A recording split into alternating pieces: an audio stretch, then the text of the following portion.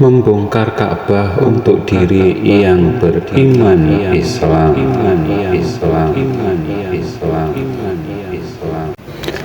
Assalamualaikum warahmatullahi wabarakatuh. Bismillah, alhamdulillah, wa syukuri nikmatillah, la haula wa la quwata illa billahil aliyul azim. Membongkar Ka'bah untuk diri yang beriman Islam. Judul yang kami angkat kali ini, diri yang dapat beriman Islam itu yang mana? Pertanyaan bagi yang beriman saja. Kalau bagi yang tidak beriman, pertanyaan yang seperti ini terasa tiada guna karena tidak percaya. Mau dibilang apa? Percaya dan iman satu makna.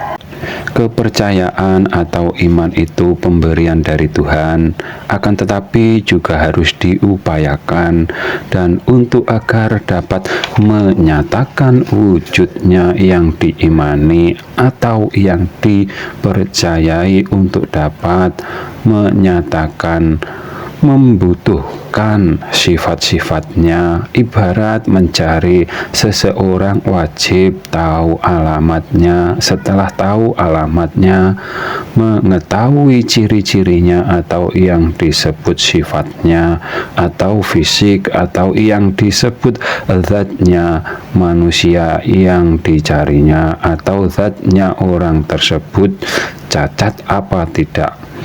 Kita dapat mengetahui wujudnya manusia dengan mata kita tentunya, mengenal suaranya dengan telinga, dalam pengertian yang dapat diketahui.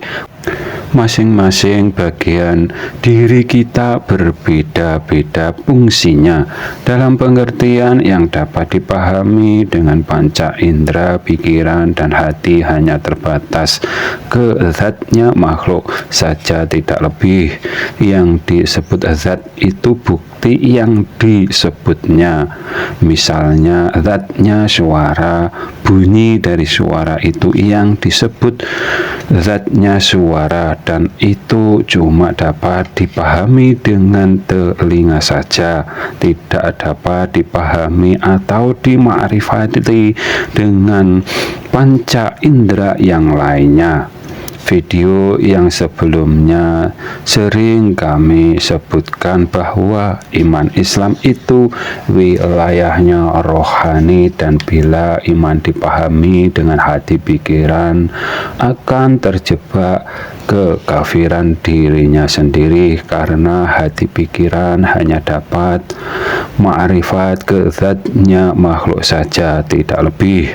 Di ajaran nenek moyang kita, orang Nusantara, atau yang disebut wejangannya orang Jawa, diajarkan jagat atau alam semesta ada dua, jagat besar dan jagat kecil.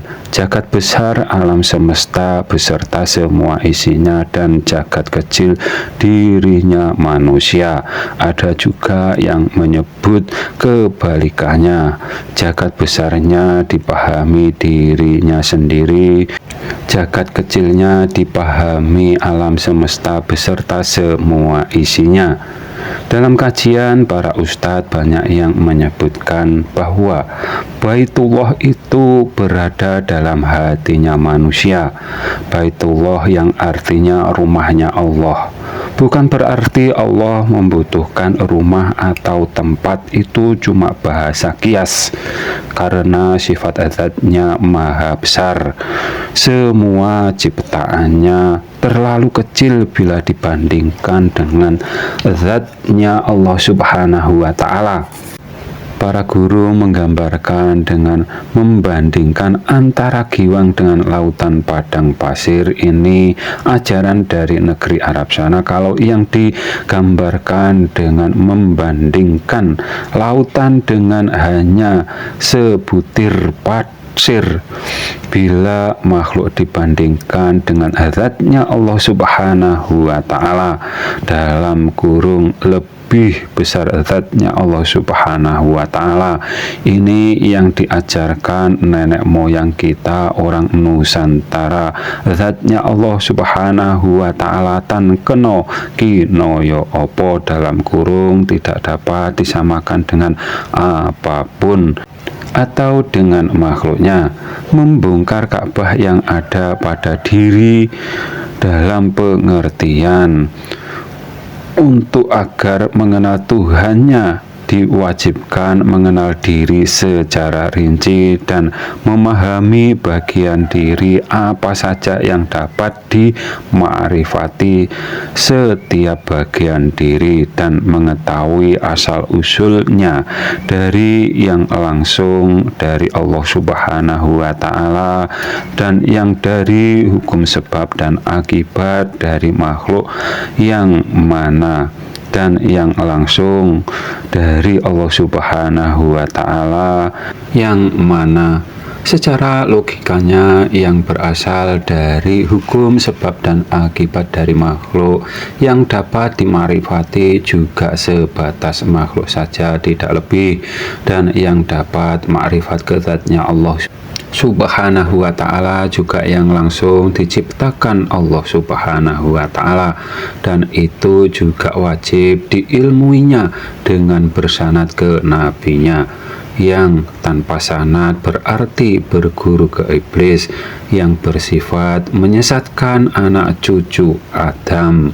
Baitullah dalam diri, dalam pengertian bila ingin mengenal Tuhannya wajib tahu mengetahui diri secara benar dan tepat dan berguru ke ahlinya agar tidak cuma mendongeng dan memperhalakan dirinya sendiri atau menyesuskan dirinya sendiri, dan itu banyak terjadi di umatnya Nabi akhiru zaman.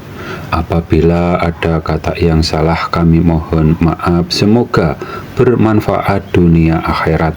Akhiru salam, wassalamualaikum warahmatullahi wabarakatuh.